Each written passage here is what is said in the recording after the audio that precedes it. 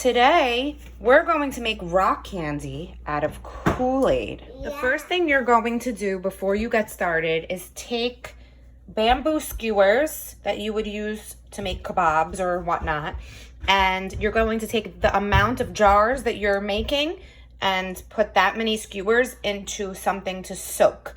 It's in water, they're soaking, and they need to soak for at least an hour. Once your skewers have soaked for an hour, you're going to remove it from the water and put the bottom part in sugar and then leave it to dry.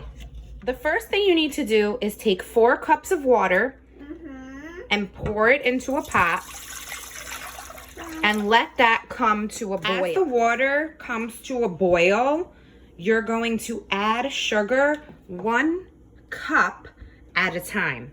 You may need a total of 10 cups of sugar, and you're going to mix it as you go. As the water heats, you're going to slowly add a cup of sugar at a time. And when the first cup of sugar fully dissolves, you're going to add the next cup of sugar. And you're going to keep adding sugar until you can't add any more. Going to keep adding cups of sugar and allowing it to dissolve until no more sugar will dissolve into the water.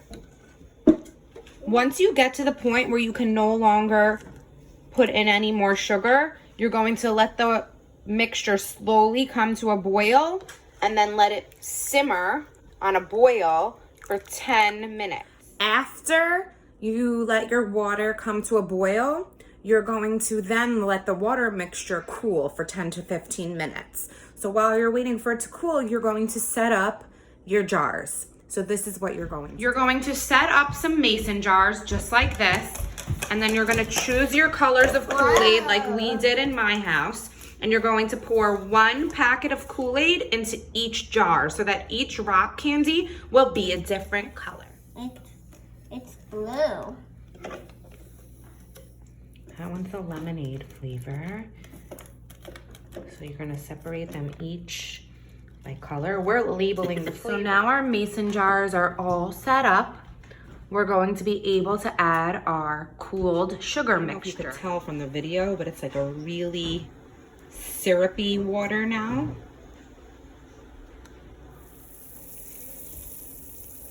While we're waiting for our hot water mixture to cool, I'm just gonna read an explanation of how this works. So why does the string or skewer need to be soaked and then dried? The string will provide the surface on which the crystals will grow. As water evaporates from the string, small crystals of sugar will encrust the string. These tiny seed crystals provide starting points for larger crystals.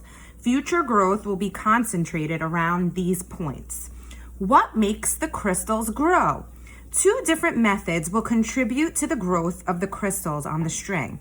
You have created a supersaturated solution by first heating a saturated sugar solution, which is a solution in which no more sugar can dissolve at a particular temperature. That's why we kept adding sugar until we couldn't add any more, and then allowing it to cool.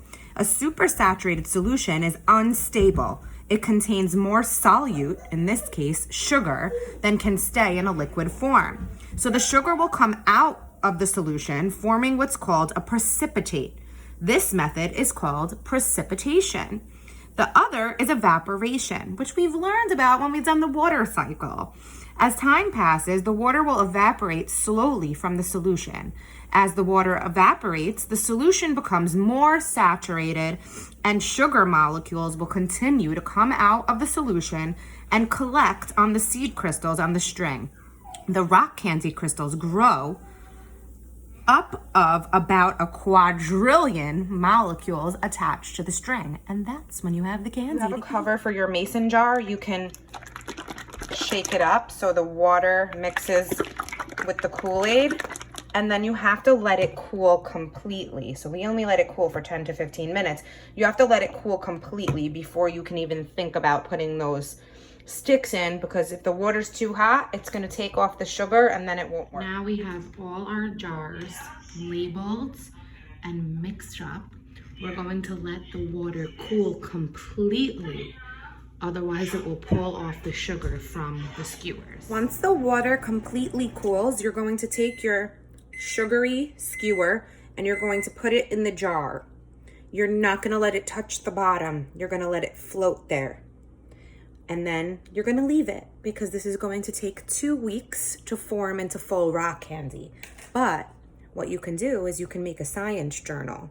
And every day you can take a look and see the changes that are being made in the jar. You could take pictures, you could draw pictures, you could write about what you see, and we can make observations with our eyes. Remember what observations are.